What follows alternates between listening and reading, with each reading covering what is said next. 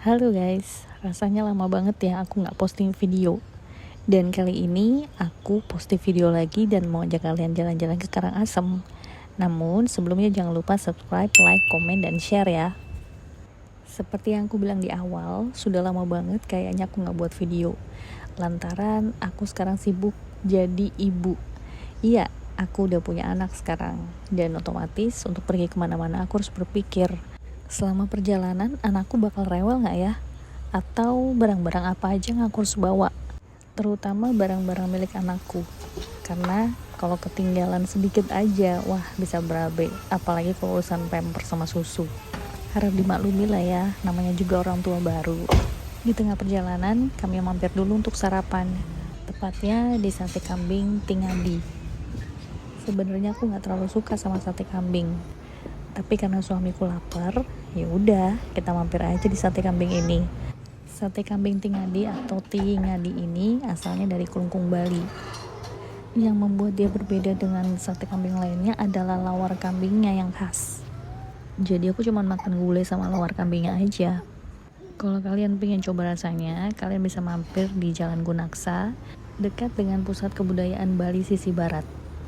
Kalau kesini tuh jangan pas waktu jam makan siang ya, karena pasti ngantri dan ramai banget. Rasanya udah pasti enak banget dan gak perengus. Jadi kalau misalnya kalian jalan-jalan ke Bali Timur, mampir aja di sate kambing Tingadi. Lihat deh, anakku aja demen banget sama gulai kambingnya.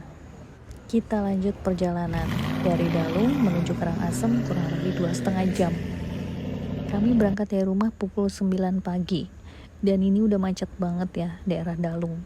Kalau misalnya kalian mau rencana ke Karangasem lewat Dalung, itu harus dipantau dulu ya di GPS. Jangan sampai kalian kena macet tengah jalan nih. Padahal ini aku perginya bukan hari libur loh, dan bukan juga weekend, tapi macet. Tapi masih tergolong ramai lancar sih. Macet tapi masih bisa jalan. Biasanya kalau jam makan siang, stuck nih di jalan nih.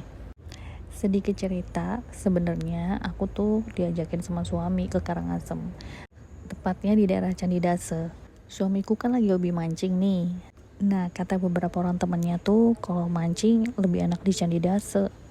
Semoga aja sih suamiku dapet ikan ya. Karena ini kan lagi musim angin kenceng. Tapi ya namanya juga usaha, namanya juga mencoba ya kan. Siapa tahu dapet. Ya hitung-hitung juga ngajak bocil jalan-jalan. Karena 4 bulan sebelumnya kami kan ada pembangunan tuh di rumah dan gak selesai-selesai. Dan ini masih ada beberapa kerjaan juga yang belum selesai. Jadinya ya udah kita manfaatin aja deh ini untuk jalan-jalan. Kabupaten Karangasem yang beribu kota Amlapura ini juga punya pura terbesar di Bali loh. Namanya Pura Besakih. Kabupaten Karangasem ini mempunyai dataran tinggi yang berbatasan dengan laut sampai ke pegunungan. Dengan puncak tertingginya yaitu Gunung Agung. Karangasem sendiri berdiri di wilayah seluas 839,54 km. Dan ini menjadikan Karangasem sebagai kabupaten terluas ketiga di Provinsi Bali. Nah, dikit lagi kita sampai nih guys di tempat tujuan kita, Puri Pandan Candi Dase. Kami memilih penginapan Puri Pandan ini karena dia dekat dengan pantai. Selain itu, harganya juga ramah di kantong. Kami dapat di harga 350.000 per malam, sudah include breakfast ya. Karena penginapan ini tidak ada di aplikasi, jadinya kalau misalnya mau pesan kalian harus check in manual. Nanti aku kasih ya nomor teleponnya di deskripsi. Untuk jalan masuknya juga sudah bagus dan tempat parkirannya juga cukup luas. Di sini juga ada restonya dan makanannya tuh enak-enak loh. Jadi makan malam nggak perlu keluar lagi, cukup di hotel aja. Untuk kamarnya juga cukup luas ya guys. Nih pemandangan kanan kiri depan kamarnya seperti ini, sudah ada taman. Dan kamar yang aku dapat itu double bed ya.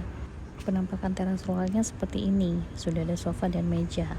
Nah ini bagian dalam kamarnya, sudah ada handuknya. Dan ini kacanya lebar banget. Untuk kalian yang mau long stay juga sudah ada lemarinya di sini.